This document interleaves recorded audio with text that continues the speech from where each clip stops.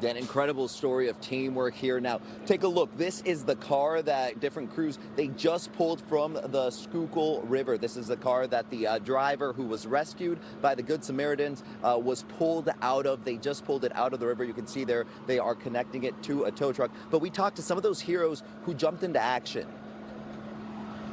All I can really say is I think God was looking out for him because there were a lot of close calls. A group rescue after a man experiencing some kind of medical emergency drove this car into the Schuylkill River. This happened around noon today as Libby Peters, a former U.S. national team rower, was being interviewed nearby for a documentary. We were sitting right outside of the Temple's boathouse here, and we heard a huge splash.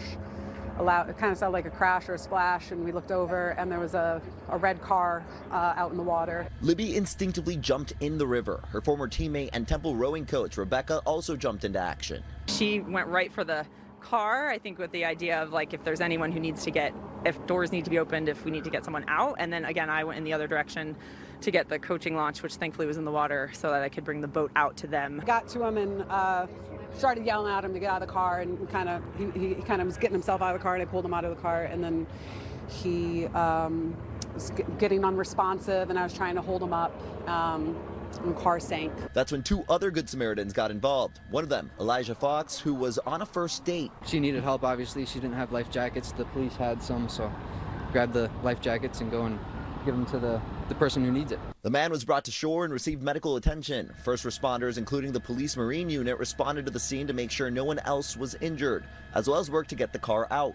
The potential tragedy largely averted thanks to a group of people who jumped to the rescue. Just a whole series of having enough people in the right place at the right time, and yeah, really fortunate, and I hope he's okay.